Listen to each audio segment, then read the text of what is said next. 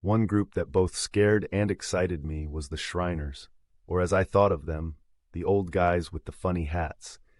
At one point, their stunt vehicles of choice were Honda mini bikes, which they would ride in intricate formations at different points along the route.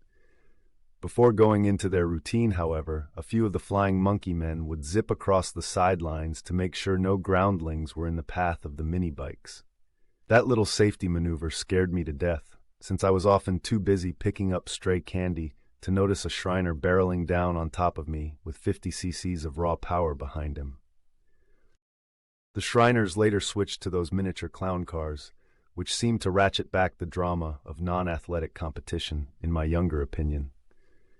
You could only do so much damage in a clown car, and if these men thought riding mini-bikes designed for 8-year-olds made them look like dorks on parade, the cars were not exactly babe wagons either.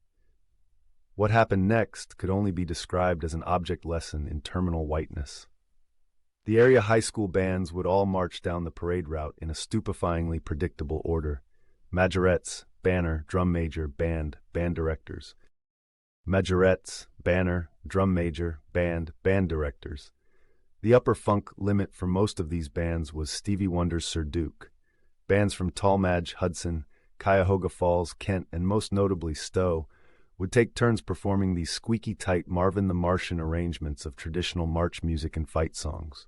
Stowe's fight song was the same as Ohio State's Across the Field, alternative lyrics not included. Precision was the underlying theme, and for the most part, we appreciated the homage to discipline and order. We were still Midwesterners, after all. But nothing prepared us for the volunteer drum corps from Akron. They wore purple and black uniforms and clearly brought the funk from the county seat. No clarinets, no flutes, no saxophones, just trumpets and a boatload of drums. These guys didn't march in hyper-straight formations. They didn't really march at all. They eased on down the road with a solid boom-chaka-laka backbeat driving them the whole way.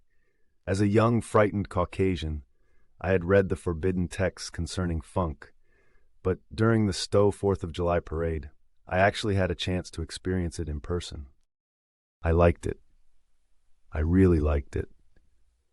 One of the more interesting, and one would think least innocent bystander-friendly participants in the parade were the stunt shooters from Akron. At regular intervals along the route, a volunteer sitting in the back of an open-bed truck would hold out a balloon and shout, "Fire!" At this point, the 3 trick shooters walking behind the truck would whip out their 6 shooters and shoot the balloon dead.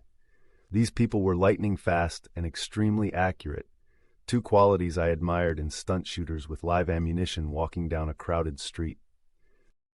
I found out later that they only shot wax bullets, which would disintegrate on contact with the balloon.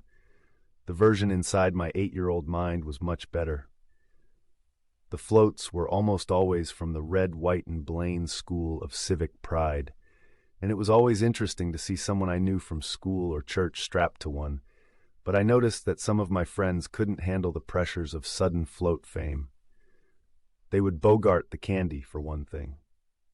After all we had been through from kindergarten to July 3rd of that year, the least a buddy on a Stowe Lions Club float could do was hook a brother up with that sweet, sweet Tootsie Roll action. Ingrates. Perhaps nothing explains the Stowbilly psyche better than the ignoble end of all 4th of July parades.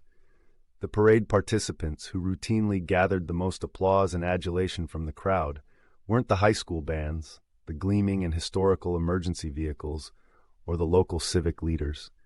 We saved our loudest cheers for the rows of street cleaners with their cheerfully waving drivers who closed out the parade in style.